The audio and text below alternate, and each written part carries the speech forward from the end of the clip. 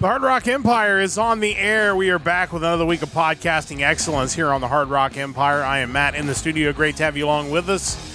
We are into the month of August now, as this is the first week of August, but we are going to take a step back and look at the music of July the 10th on this week's edition. And it was a pretty thin week of music, but good stuff, and we'll talk about that coming up on the podcast today. And we'll also talk a little bit about a big music festival that's still a ways away, but some announcements with that have got us a little bit excited about what that might look like in 2027. But we're glad you joined us once again here on YouTube. Thanks so much for stopping by. Joining me in studio, as always, is Mike. Mike, how's it going? It's going. Big weekend. Not so much on the new release music front for July 10th, but a lot of news as far as wrestling goes in SummerSlam, a lot of news with anime and the discotheque announcements from Otakon. Just a lot to get into, but as always, excited to talk about the new music. No doubt about that. SummerSlam wrapped up last night, of course, and the two-night event that has become for WWE, and of course, Raw after SummerSlam. I don't know if that's going to be as chaotic as Raw after WrestleMania is advertised to be, but that'll be coming up very shortly. But we've got some music to talk about first, and again, a bit of a thin week on the release front for July the 10th. Seems like the month of July at the moment seems to be a little bit thinner, but we'll see how things shake out going forward through the month. But before we get to that, just a quick note off the top. I mentioned a little bit in the open that we talk a lot about music festivals, obviously, on this podcast, and one that certainly always has our attention, even if it's from afar, is Wacken Open Air, which, of course, will be coming up in 2027 once again. And there are a few announcements have started to trickle out about the 2027 edition that definitely will get the attention of certainly us on this podcast, but also those in the metal community. So as we take a look at this, and we have kind of the first group of bands that are going to be making their appearance in 2027, a few names on that list, Mike, that definitely have our attention. Yeah, and first off, I do want to mention 2026. Check out YouTube, because their YouTube channel does post a lot of the sets from the 2026 show. A lot of cool acts performing, as there are every year. But kind of looking at this year's, obviously Ed Guy sticks out first and foremost, probably just because it seems to be their last tour ever. So that's a big deal. Halloween, been around forever, bigger than ever as far as just the volume of participants in the band. I think that would be really awesome to see as well.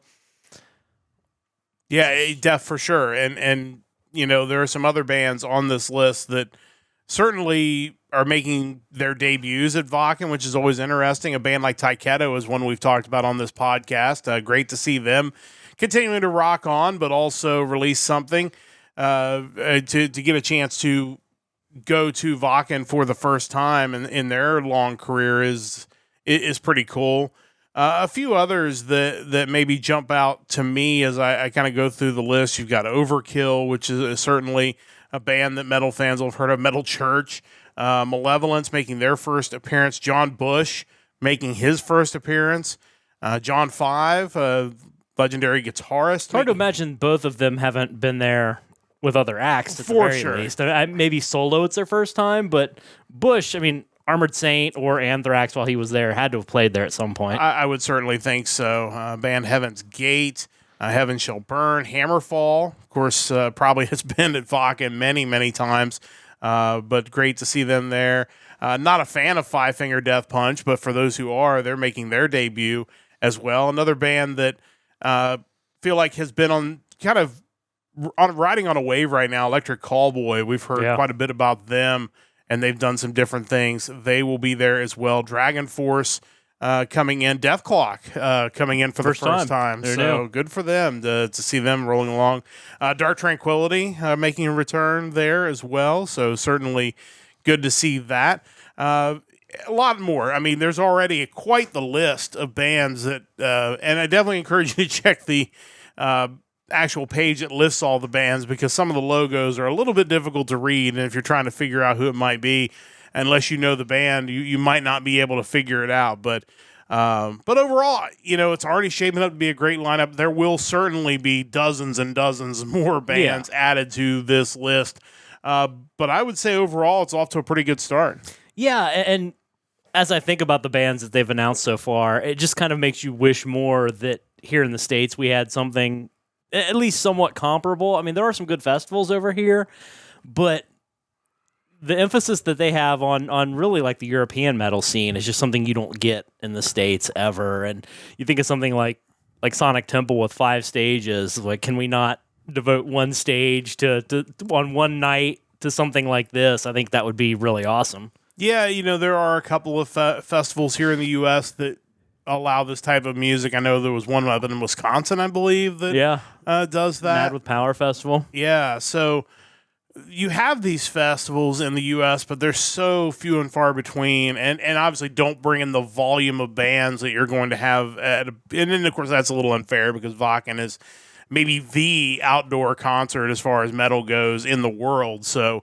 nobody else is going to bring in probably as many bands as they do. But, there are a lot of bands we've spotlighted on this podcast that you would love to get the chance to see live without having to fly to Europe or whether it's seeing them locally in Europe or seeing them at a big festival like this. It would be nice to have that option to see some of them, especially the big ones. We talk about Ed Guy all the time. They have done a few U.S. tours, but not nearly as many. And obviously the hope is that with this farewell tour, that they'll make at least one pass through the U.S. where we can get to one of their shows somewhere within a reasonable driving or even flying distance here in the States. But so many of these other bands on here have barely, if at all, been to the U.S., and it would really be nice for them to be able to see them live. And hopefully, if these bands do come over, the metal fans will come out and support them because, as we talked about many times before, we've seen some bands like Sonata Arctica in some very small venues in front of very small crowds, and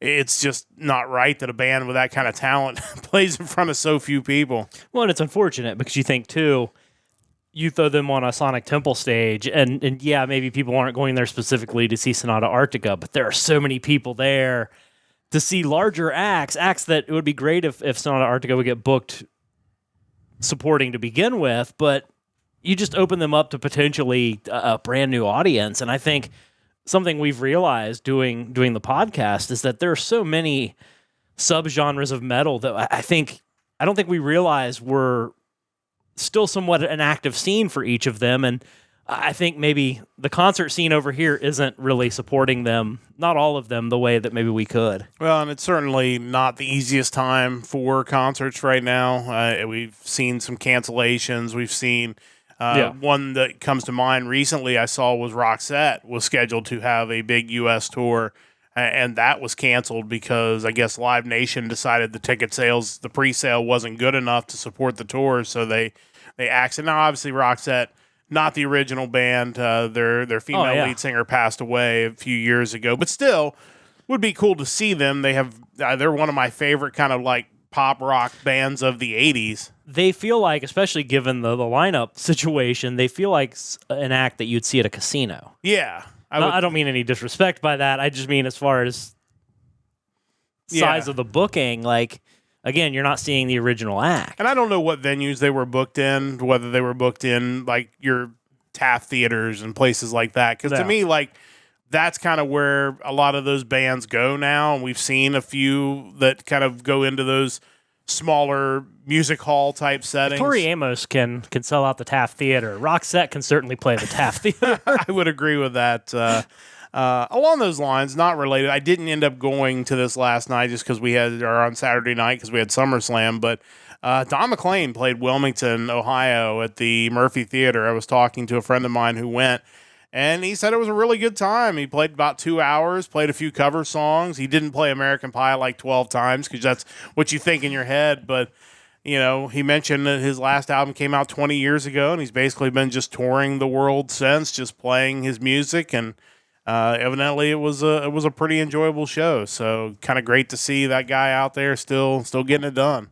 Always makes you wonder with legacy acts like that when it's is there no drive to create new music, or do you know there's no real appetite for it? So you're just content kind of just running off what you've done up to this. You have a catalog, like you have the music. Yeah. Do you need more of it? Yeah, I don't know what his motivation was, but I guess he specifically told that he played a song off of his last album, and he said, that was the last album I did, and that's the last album I'm going to do. Like, I'm not going to do any more. Like, I don't have the desire, because it does take time and effort to get into the studio and record the album and have a release area for it, because, who's going to label Don McLean in 2026? Like, I don't know. I mean, there's probably somebody out there, Frontiers Records of, bands, acts and bands from the 50s and 60s, sure. Out there. So perhaps. It's hard to think that he doesn't have new songs. Yeah. You think if you're a musician, even if you don't plan on releasing them, you're messing around with something, right? You would think so. But interesting, and I guess a decent crowd last night at the Murphy Theater, so great to see. A historic Never venue. been there. I imagine it's pretty cool. I've been once, but it's been many, many years ago. But always interesting to keep an eye on those small venues in your area, because sometimes you'll get an act like that, or get a smaller rock band come through. In fact, a band you're going to talk about a little later, I think, has played the Murphy Theater specifically. So. Yeah. So, you just never know, especially if a band is somewhat local, what venues they'll play that maybe are smaller than what you might normally expect, or just maybe outside of what you're looking for. And honestly, that's the hardest part for me with these concerts, is just keeping up with who's coming where, because there are so many music venues in the area, and they're constantly adding more, that I feel like you don't always keep up with the latest dates. I had to look and see who's actually going to be playing at the Murphy Theater in the near future. I was told there was somebody coming like soon, that, or some sort of act that he thought would be a good show, but I can't remember what he said it was. Next Saturday, August 8th. The Bronson Arroyo Band. That was it. He was thinking about going out and seeing Bronson Arroyo. That would probably be entertaining. That's what I said. I said, that's probably going to be a good time. We got a Bob Seger tribute act. Let's see. What else do we have? Probably a lot of shows you don't want to see as well. Tribute to Foreigner and Journey. Oh, wow. Nice. Speaking of bands like that, I had forgotten that Chicago and Styx were coming to Riverbend this week. Unfortunately, with our sports schedule, won't get a chance to see them unless we get a rain out on, I believe it's Thursday. They're coming to Riverbend in Cincinnati. So Leanne Rimes is coming to Murphy Theater. Wow, that's interesting. Yeah. Seems like a bigger act. I don't know what she's done in the past 30 years. But in theory, she was on track to not have to play the Murphy Theater. But something called Hot Dog Emergency. I feel, sadly, it sounds like something that would be on our playlist. But yeah, so anyway, make sure you're keeping an eye on all those venues, because live music deserves all of our support, so that these bands continue to find it lucrative enough to get out there and play live music, because there really is nothing like it. No. There's nothing better than live music. So as you get the chance, get out and support those bands that are out there continuing to get it done all these years later, or, just smaller bands maybe on their way up the charts. So like Leanne Rimes. Like Leanne Rimes, as it maybe turns out. So but yeah, that's our news to kind of start things off. Of course, a reminder, check out our website, nerdcastempire.com. Reminder, we'll be back next Monday night, 7 o'clock Eastern time. It'll be the music of July the 17th. Looks like it's another thin week based on what Mike has already found, but we'll see if we got some good stuff on the list next week. We hope you will join us for that at 7 o'clock Eastern time on Monday. But it is time to get to the new music. Of course, as we get to the new music, somewhere on this page, there will be a playlist pop up, probably at the top of the page. It'll also be in the comments. That'll be Mike's YouTube playlist for the week. It has all the music he has pulled. Again, the date is July the 10th. We go through and we will pick 2 albums to spotlight on the podcast, but there are usually some other ones that are worthy of a mention before we get to the bands that we have chosen. We want to just spotlight a few of the other things that showed up this week on the playlist. So, Mike, what do we got for this week?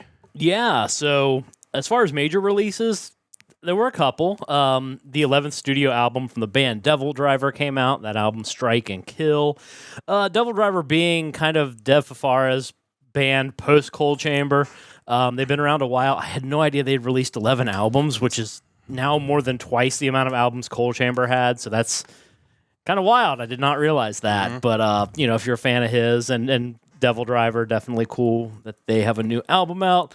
One that doesn't really do a whole lot for me. Admittingly, I'm not a huge fan, but it's still really impressive.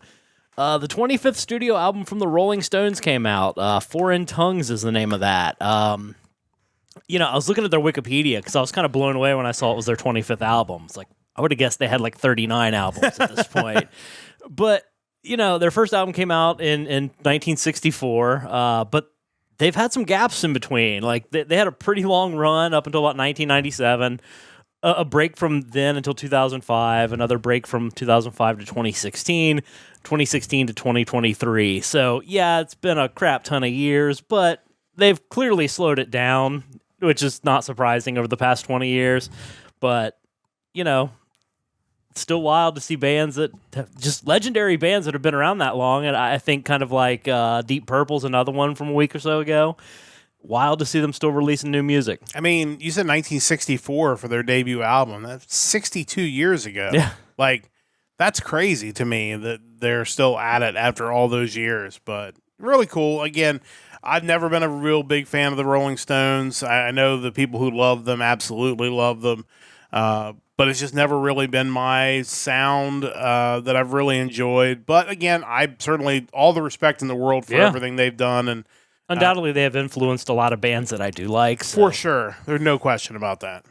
But yeah, that was really it as far as the major new releases go. We did have one re-release to mention, and that is the 2010 album from My Chemical Romance, Danger Days, The True Lives of the Fabulous Killjoys.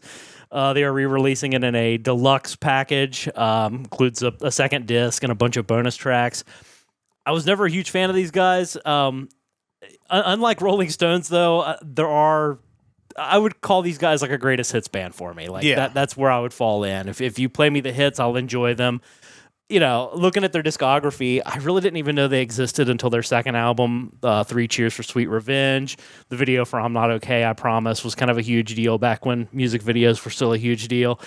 But yeah, I enjoyed the album. I think it ran a bit long for me, but, if you're a fan, I'm sure that the bonus material will certainly make it worthwhile for you. I think everything these guys did really made them a product of their time. Like, I feel like the people who like them, because I have a friend who we've run into at a few anime conventions who's a huge MCR fan, and she's probably around 30, I'm guessing, about now. So, like, I feel like she's kind of right maybe on the edge of that age group, but I do feel like there's that window where, the emo crowd really got behind these guys, and their music really fit kind of that mindset. And again, like you said, I think if you give me a greatest hits of those guys, I'd listen to it all day.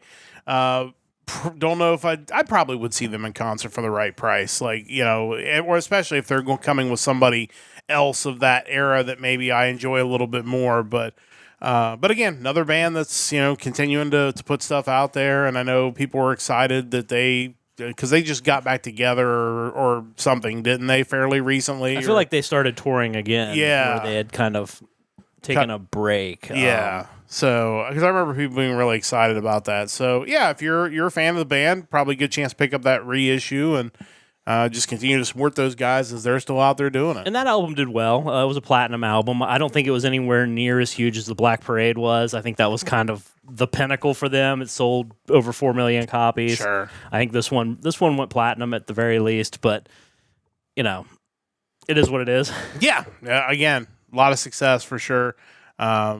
And again, I think there's an era of people who just absolutely will live and die with MCR. So, again, pick that up if you haven't already. If you're a fan, you probably already have picked up a few copies of it. So, yeah, good stuff there as well. Anything else on the list that kind of jumped out at you that you enjoyed this week before we get to the stuff we picked? There were a couple instrumental bands that I listened to some of that I thought were solid. I'm not a big instrumental guy, but the band Seven Keys released Gaia, Portuguese instrumental metal band. There was also another band, If These Walls Could Talk, a band from Ohio, actually. The Hidden Hands, their newest album, on Metal Blade, so a decent-sized release for sure. But yeah, if you're into just kind of chilling with some instrumental metal, then you got some options this week. Yeah, I also enjoy what I've heard of the new another project by Jim Peterick from Frontiers, Pride of Lions. Their album is Unbridled. It was solid. Like, it's just, I don't want to say it's paint by numbers, but it feels very like this is exactly what I expected when I listened to it. He's a busy guy. He's a busy guy, and it's great to see. And he's another guy that's getting up there, not maybe Rolling Stones age, but has definitely been around. But it's catchy. If you're a fan of Jim Peterick and one of his other projects, I think you'll enjoy this. It certainly was not bad by any stretch, but I don't think it quite made it up to the level that our top 2 albums of the week did. Yeah, I would agree with that. And with that said, it is time to get to our top 2 albums. And again, some weeks, maybe we don't always have overlap on what we think the best albums of the week are. This week, I think we kind of had it nailed down to 2 albums that were really above and beyond, I think, everything else. So that in a lot of ways makes things really easy because we both get a chance to listen to the albums and give you our thoughts on them. So it is time to get to what Mike has picked for this week. So what do you got for us? Yeah, we've definitely reached that point. And I remember when we started the podcast thinking, eventually we'll come to a point in time where we're going to have like a roster of bands that we know, like that even the bands that aren't super household names, we've listened to them regularly and they're releasing new albums. And it's like, hey, already I know this one's probably going to be good. This one's probably going to be good. And that's kind of what happened this week. My pick is one such scenario like that. Their album from 2024, their debut album, Danger Zone, was really solid. So this week I'm talking about the second full-length album from the Swedish sleaze metal band Smoking Snakes. That album is All Lights On. Unsurprisingly, a good week for Sweden, which, we've picked so many bands from Sweden. Maybe next week might be a good time to, we're a little bit past the halfway point of the year to check in on where we have picked bands from this year because it's always interesting to look and see where some of these bands come from. But yeah, this was really good. Like I said, I thought the 2 albums we had were above and beyond, and these guys knocked it out of the park. Yeah, absolutely. So these guys started back in 2022. According to their press kit, the band consists of Brett Martin on lead vocals and rhythm guitar, Andy DeLarge on bass and backing vocals, Mackie Gee on drums and backing vocals, and Rob Raw on lead guitar and backing vocals. I really enjoyed their debut album, like I mentioned. So when I saw them pop up on the list this week, I'm like, all right, I already know that this is probably going to be a safe pick, and it's a really solid album. I feel like we're at a point now where we have a decent amount of bands that kind of hit both the sleaze metal style from the 80s and then also the more polished side. I like that. I think sometimes people are quick to just kind of assume that all the hard rock back then was the same, and there were distinct differences between a lot of these bands, and these guys kind of emulating that style before them are definitely more on the sleaze end of the spectrum, which there's always a place for that. As I'm listening to the album, I've given it a few listens. I'm thinking of who they remind me of, and the band that came to mind, I was pleasantly surprised to read Dead Rhetoric's review because they dropped the same name, and that's Shotgun Messiah. Obviously, pre-Violent New Breed, Shotgun Messiah. This is more like Second Coming.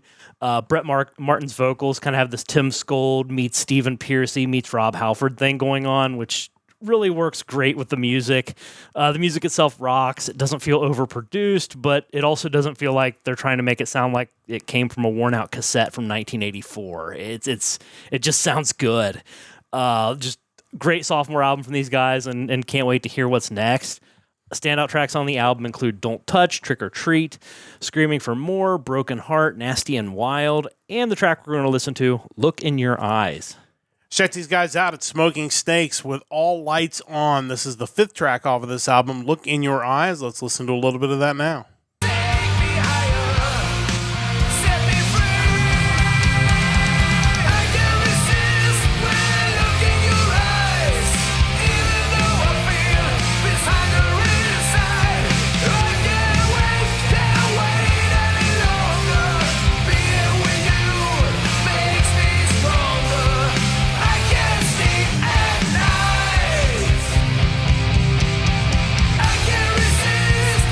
Look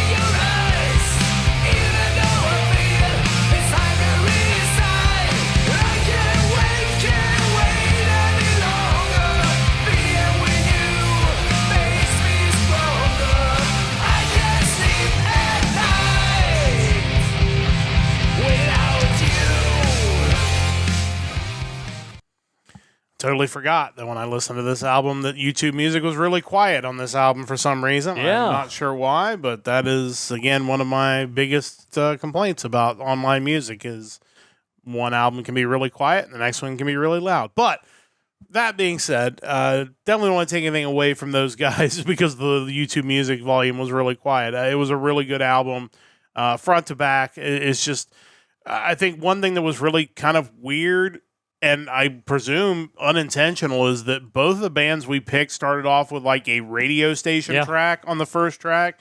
I feel like we've seen that a few times where it's like them turning the knob on the dial, to really give that throwback, which I like. It's a gimmick, but it's a gimmick that kind of works. So no complaints. But overall, just the sound is just really good. Yeah, this album also had kind of the weird like nod to Nightmare on Elm Street at the end of it. Yeah, and then the intro track kind of at the end played music that I think was like Friday the 13th music. So it's kind of a cool thing, different. But yeah, the radio station intro, I didn't expect to hear that twice this week. No, and it was the two best albums we found. Yeah. So, but no, check those guys out. Smoking Snakes. Again, great job with their latest album. Excited to see those guys continue to grow as they go forward. Time for my pick, and we are staying in Sweden once again, and we are revisiting a band that Mike picked back on May the 23rd, 2025. This is the follow-up album to Postalgia, which was the pick back then. This is The Devil Wears Nada and the very aptly titled In Lust We Thrust. Certainly, if we're creating a list of names of album of the year for the name of the album, this one would definitely be on that list, but also the quality of this album also is going to get it up on that list as well. The band is made up of Ludwig Alfven on drums, keyboards, and backing vocals, Linus Johansson on lead vocals and backing vocals, Henrik Westergren on lead guitars, keyboards, and backing vocals, and Fredrik Svensson Karlstrom on bass. These guys were founded in 2023 in Sweden with the idea of bringing kind of an 80s throwback sound into the modern day with some horror elements as well, although I felt like they were a little less pronounced on this one, although one of the tracks definitely talks about a woman who was coming back from the dead to avenge her death, so still a little bit of that there. Rockposer.com had a really good review of the album, said these guys were for fans of Nestor, Remedy, and Lordi. I can't argue with any of that. That totally makes sense. Nestor, especially, a band that I've listened to quite a bit, feels very much like those two bands could tour together, and it would really be a perfect tour. This is one of the most enjoyable and easiest listens I've had so far in 2026. Everything sounded great. It was really catchy. They hit all the right notes for the sound. The keyboards are strong without overpowering the sound. A lot of times you hear bands that are trying to do that throwback sound. It's too much synth and too much keyboards, but they found the right balance. Guitars and drums do their part to carry the melody along, and the vocals. If you're going to do this kind of sound, you got to have your singers be able to sing, and absolutely the vocals were outstanding on this album. This is one of those types of bands and the type of music that I didn't think existed in this day and age. It's one of the things that I'm glad that we did this podcast to discover, because there are bands out there still making this type of music, and I'm excited to see these guys continue to progress. I would love to see these guys tour stateside. We talked about the touring element earlier. They would be a lot of fun, I think, to see live as they continue to build out their catalog. But overall, I thought this was really excellent and very highly recommended. Standout tracks include Brat with a Baseball Bat, Elephant in the Room, Misery Is You. The song we're going to listen to on the podcast is Last Forever. This is The Devil Wears Nada with their new album, In Lust We Thrust. This is the third track off of that album, Last Forever. Let's listen to a little bit of that now. Do you remember dancing in the moonlight, singing I love rock and roll? Do you remember where we used to hide out, thinking time won't take its toll, hoping it will last forever?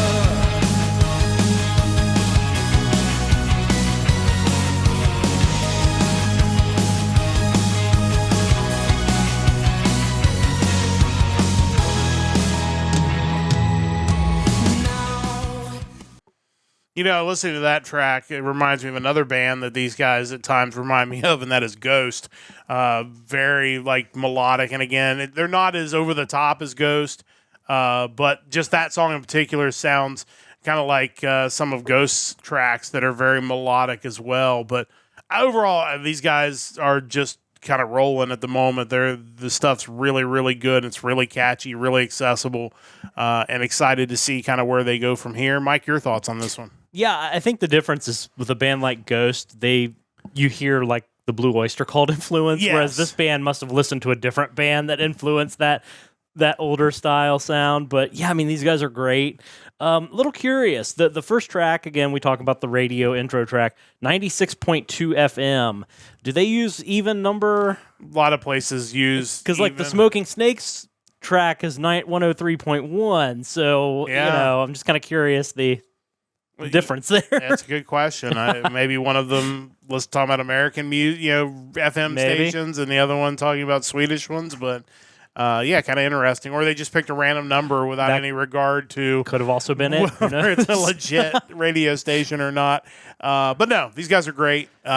Excited to see what these guys continue to do. But to me, they're kind of on that list of bands that if they release something new, I'm going to immediately check it out because they're just really, really Yeah. good. So The Devil Wears Nada, their new release out on July the 10th. But that takes us to The Vault, where Mike and I will each talk about a classic album you need to check out.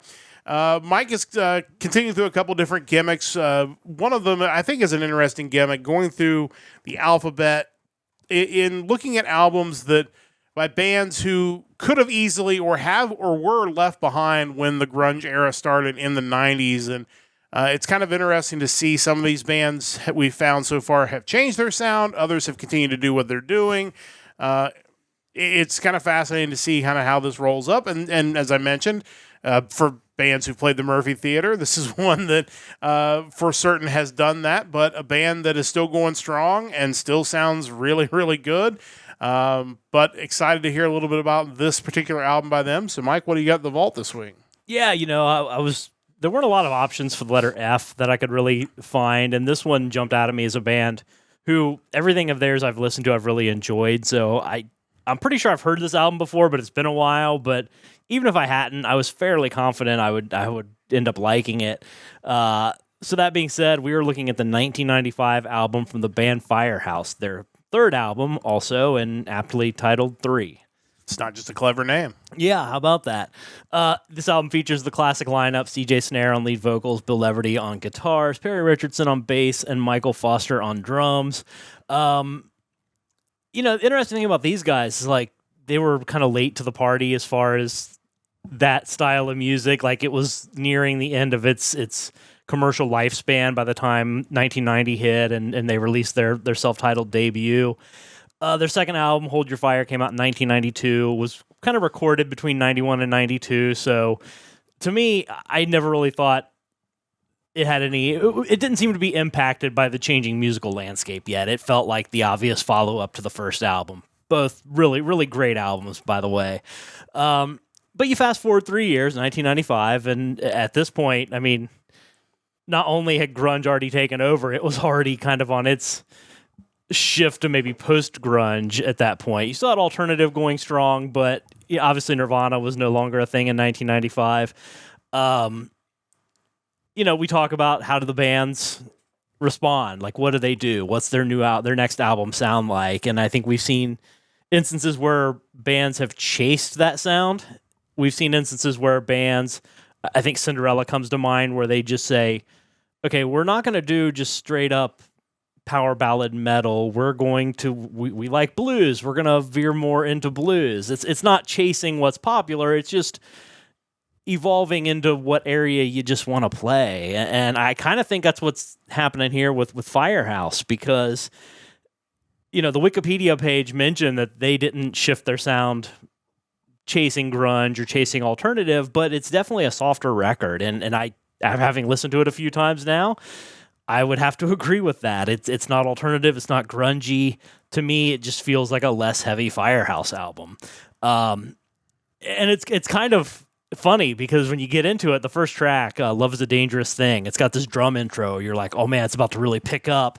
And then it just kind of settles into more of this like blues rock thing. And you're like, wait, where did it go? Because not that Firehouse is super heavy, but you think some of their songs on their first album, like the groove that they kind of get into is this very pop metal thing. The drums are really pronounced, and I feel like so many instances on this album, they kind of veer like they're heading that way, and then they just bail out into like just a softer blues rock thing. Love is a Dangerous Thing is an example of that. What's Wrong, the second track, similar. It's got a heavy riff to it, but then just kind of like backs off a bit. There's a track like Something About Your Body, which fine track, but again, I feel like when you compare similar songs like Lover's Lane or Ought to Be a Law, this one just doesn't hit as hard as those songs did. One thing Firehouse has always been really good at is the softer stuff. So you have tracks like Here For You, No One At All, and then the biggest song on the album, the one that actually was kind of a hit, I Live My Life For You. Great songs. Absolutely great songs. But again, like you have tracks like Get a Life where you it works really well. It's a great song, but it just, you think it's going to get heavy and then it really doesn't. The song Two Sides feels a bit more like something you think would have fit in on the first two albums. It's a really good song as well. But yeah, overall, not a huge departure from these guys, just a little softer, a little bluesier. If you're a fan of their previous stuff, there's nothing about this that's going to turn you off. It's just, it might leave you thinking, okay, why did we dial the knob down when maybe we could have pushed it a little harder than we did. A lot of standout tracks. Love is a Dangerous Thing, What's Wrong, Here For You, Get a Life, Two Sides, No One At All, I Live My Life For You. I mean, these guys are great. I was a big fan of their first two albums, like I mentioned. The acoustic album that would follow this is also really solid. I just, I even listened to their O2 album that came out like in 2003, and I thought it was solid. So, yeah, good stuff. Yeah, obviously I know the two singles off of here, maybe because I think they were both on, or at least one of them was on the acoustic album. Yeah. No, they were both on the acoustic album, which is really good. If you like, acoustic rock, I definitely encourage you to check that out. These guys are really talented. Obviously, we talked about them a few weeks ago when we saw them live, and of course, after the passing of CJ Snare, continuing on as a band with their new singer who is amazing, and paying tribute to CJ Snare throughout the concert. And, it's great to see them out there. It would not surprise me with their current sound and the way the rest of the band is playing, on top of having the new singer, if they don't release something new somewhere down the line. Makes you wonder. But no, kind of feels like an interesting step and kind of makes sense moving into the acoustic album next. And overall, I mean, they're really talented and probably one of the more underrated bands from that era that has a lot of really good stuff. So for a band that formed originally in '84, I feel like they kind of got up and running a little later than maybe they should have, and that probably did hurt. Yeah, for sure. They didn't really get that chance to get a couple of albums out before the genre kind of collapsed around it. So, yeah. But still after it, and still worth going to see live if they're in your area. Highly recommended. But good stuff from Firehouse, and definitely worth checking out that classic album in the vault. I am continuing through my gimmick of one-hit wonders, and we are up to 1978 this year. And 1978, admittedly, was a little bit thin on one-hit wonders. I don't know if there were probably a lot of disco one-hit wonders in 1978. I wasn't really interested in listening to a full album of disco music. So I picked one, really an artist that I admittedly don't know as much about as I probably should. And the reason I know anything about him has to do with something that's completely unrelated to his music. But with that said, the song in question is off of the 1977 album Little Criminals. It is Randy Newman, and the song is Short People. Like a lot of Randy Newman stuff, a lot of songs like that were kind of written to demean somebody in the song that Randy Newman falls into that category, so he, basically comes off as the biased narrator. The song is kind of meant to demean short people, with Newman, of course, himself being short. A lot of the stuff like that he did was very satire heavy. But the guy can write really good songs, and the rest of the album, I was kind of expecting a whole album of like parody songs. But a lot of the album sounded really good and really wasn't anything like Short People. Record World said the single was one of the funniest of any year.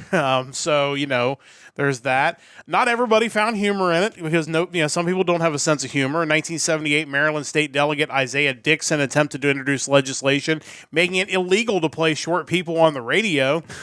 He was advised by Maryland Attorney General Bill Birch that such a law would be a violation of the First Amendment, so he dropped it.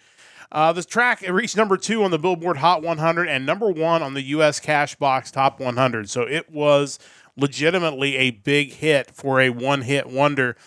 It certainly helped that he had the power of the Eagles behind him, who played on that album and this track in particular. Other people who were on this track included Glenn Frey doing backing vocals, J.D. Souther doing backing vocals, Jim Keltner on drums, Klaus Vorman on bass guitar, Milt Holland on congas, Timothy B. Schmidt on backing vocals, Waddy Wachtel on electric guitar, and Mike Boddicker on synthesizer.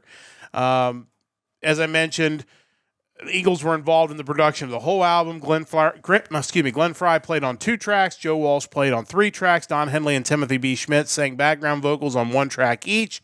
Frey and J.D. Souther, who had earlier been the duo Long Branch Penny Whistle, sang background vocals on 3 tracks. The New York Times said that Little Criminals is the first Newman album with a full complement of musical witticisms to match the verbal ones. Record World said the single Baltimore is as serious as Short People was funny, and its haunting melody and its dramatic lyric linger well. The album placed number 8 in the 1977 Paz and Jop Critics Poll. I don't know what that is. In 2000, it was voted number 468 in Colin Larkin's all-time top 1,000 albums. As I mentioned, the reason I really know Randy Newman, besides some of his few songs that have kind of made it into the pop culture, is because of the game show most recently seen at SakaiCon, where the host takes the song Short People and basically parodies it for categories in their game show. That's kind of where Randy Newman took on a whole new life. But if like the hits are the only thing you know Randy Newman for, I encourage you to check out this album, because overall I think it's really good. And really underrated as a singer and a songwriter. And like I said, I was kind of expecting one thing and got something else, and I really enjoyed it. It's a short album, too, so it really is a quick listen. Standout tracks include Short People, Little Criminals, In Germany Before the War, Baltimore, and Rider in the Rain. Again, big surprise that I thought the whole album was really solid. Obviously, Short People was clearly the hit. But Baltimore's an underrated track that's definitely worth checking out. It's got over 1 million views on YouTube Music, so people have definitely spotted that one after the fact. But yeah, my introduction to Randy Newman's album is actually a pretty good one. Yeah, I'm actually just shocked that the song from Toy Story wasn't a hit. Because I feel like that was a huge song when that movie came out. I also think of Family Guy and like the weird like post-apocalyptic episode where they run into Randy Newman. Yes. But yeah, I'm critically unaware of his work, unfortunately, but it's probably really enjoyable, if not kind of goofy. Yeah, and obviously, again, having the Eagles there, what you do get is going to be high quality. And again, that was an interesting time because, the live album had just come out or was getting ready to come out for the Eagles, and they were kind of on rocky roads at that moment. Yeah. And yet, clearly must have been friends with him to be able to kind of set that aside to be able to perform. They might have showed up separately to possibly record their parts. I mean, it is notable that they were kind of on different tracks, it seems. So, there could have been something to that. But coming up in 2 weeks, we'll continue on to 1979, and we're going to take a look at the number 1 hit, which was the top rock song for 1979. I'll check in with the Knack. Coming up in 1979 and see if the whole album sounds like My Sharona or what the rest of that sounds like. I've read their Wikipedia page on it. Kind of a bittersweet story with that song. We're going to talk about that in a couple of weeks. It's definitely going to be worth it. And then we're going to get into the 80s. And I think that's absolutely going to be a wild time because the 80s were, to me, kind of the one-hit wonder decade. So I'm kind of excited. We may have to spend multiple weeks in years in 1980, but should be really interesting to get around to. So hopefully you'll join us for that coming up in a couple of weeks. Of course, next week I'll be back checking out Journey, and we'll be talking about the Journey album, which was the first Journey album I ever bought in 1990. Well, I didn't buy it in 1996, but it came out in 1996. So we'll be talking about that coming up next week. But that is going to wrap things up for this edition of the Hard Rock Empire. Thank you so much for joining us. We'll be back again next Monday night, 7 o'clock Eastern, the music of July the 17th, coming up as we cross the halfway point of the month of July. We'll look forward to bringing you the best new rock and metal again next week on YouTube. A big thanks to Mike for all his hard work on the podcast. Big thanks to Stoveleg Media for their continued support. And a big thanks to you for listening whenever and wherever you are listening. That is going to wrap things up for this week. We'll talk to you again next Monday night for another episode of the Hard Rock Empire. Until then, don't forget to join the Empire, the Hard Rock Empire.